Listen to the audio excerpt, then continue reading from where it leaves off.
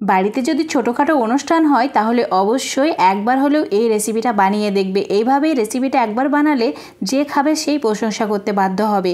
আর এটা তৈরি করতে কোনো রকম ঝামেলা নেই, একদম ঝটপট অল্প সময়ে এক পাকে তৈরি করতে পারবে। রেসিপিটি বানাতে প্রথমেই কড়াইয়ে 1 কাপ মতো তেল নিয়েছি। এখানে সর্ষের তেলটা একটু বেশি পরিমাণে নিতে হবে। তারপর 3টি মিডিয়াম সাইজের পেঁয়াজ এইভাবে অর্ধেক করে তেলের মধ্যে দিয়ে দিলাম। চুলো রাসটা মিডিয়াম করে রাখা আছে। এবার দিয়ে দিচ্ছি 2টি ছোট সাইজের টমেটো। আর টমেটো একটু কাঁচা দেখে নিয়েছি, খুব বেশি পাকা নিইনি। তো এইভাবে এর মধ্যে অ্যাড করে দিতে হবে এবার 8-10টি মতো গোটা রসুনের কোয়া। এবার দিয়ে দিচ্ছি অল্প 1/2 ইঞ্চ মতো আদা, একদম পাতলা করে কেটে নিয়ে তারপর অ্যাড করেছি। এরপর অ্যাড করে দিতে হবে 4টি শুকনো লঙ্কা। যে যেমন ঝাল খেতে পছন্দ করো সেই হিসাবে শুকনো লঙ্কা এখানে অ্যাড করবে।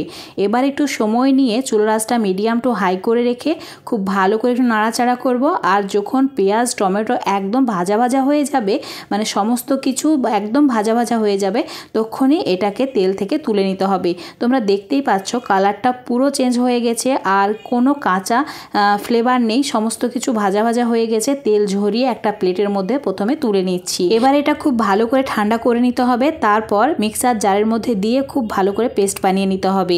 এবার ওই তেলের মধ্যে অ্যাড করে দিচ্ছি 3টি মিডিয়াম সাইজের আলু অর্ধেক করে কেটে নিয়ে, মানে একটু বড় বড় সাইজ করে কেটে নিয়েছি। তারপর দিয়ে দিলাম অল্প একটু নুন আর হলুদ, জাস্ট আলুর কালারটা আসার জন্য, আর আলু খুব ভালোভাবে সেদ্ধ হয়ে যায় তাই। তো খুব ভালো করে নাড়াচাড়া করে হালকা লালচে হওয়া পর্যন্ত ভেজে নিচ্ছি। আর এই সময় আলু 50% মতো সেদ্ধ করে নিতে হবে। তো আলু 50% মতো সেদ্ধ হয়ে গেছে, এখন তেল থেকে তুলে নিতে হবে একটা প্লেটের মধ্যে। তারপর ওই তেলের মধ্যে অ্যাড করে দিচ্ছি তেজপাতা, দারচিনি, গোলমরিচ, এলাচ আর লবঙ্গ। এখন হালকা একটু ভেজে নিয়েছি। তারপর অ্যাড করে দিলাম খাসির মাংস। এখানে 500 গ্রাম মতো খাসির মাংস নিয়েছি। তোমরা খাসির মাংস ছাড়া চিকেন দিয়েও এই রেসিপিটা তৈরি করতে পারো।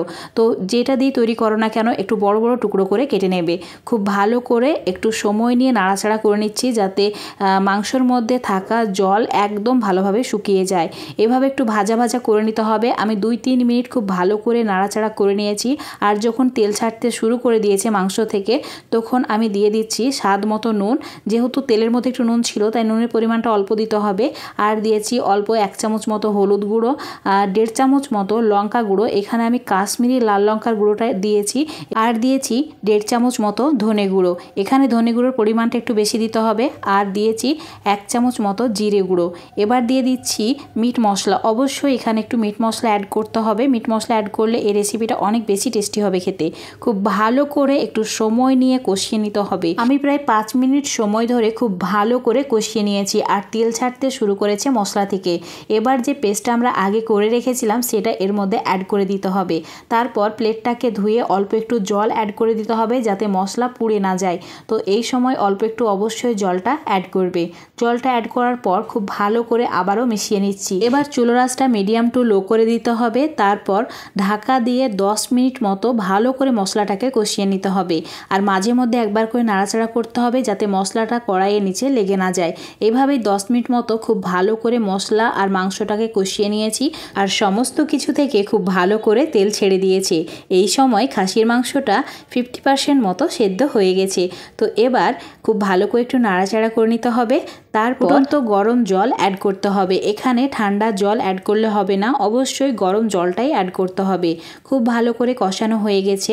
এখানে 3 গ্লাস মতো জল আমি অ্যাড করছি যাতে খাসির মাংসটা আর যে আলুগুলো দেব সেগুলো খুব ভালোভাবে সেদ্ধ হয়ে যায়। আর এই ঝোলটা যখন খুব ভালোভাবে ফুটতে শুরু করবে তখনই অ্যাড করে দিতে হবে ভেজে রাখা আলুর টুকরোগুলো।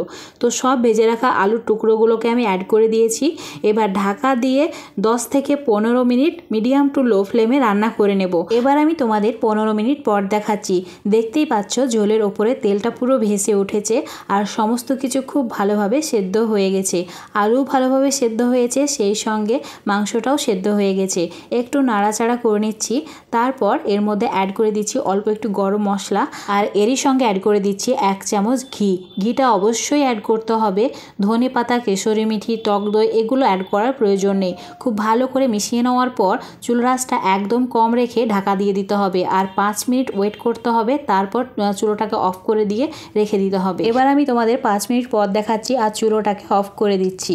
দেখতেই পাচ্ছ কালারটা কত সুন্দর এসেছে, তাই না? এই রেসিপিটা গরম ভাত, লুচি, পরোটা মানে যেটার সঙ্গেই সার্ভ করবে, যে খাবে সেই প্রশংসা করবে। এত টেস্টি হয়, যে কোনো ছোটোখাটো অনুষ্ঠানে একবার হলেও এইভাবে একবার মাটনটা তৈরি করে দেখবে, খেতে দারুণ ভালো লাগবে।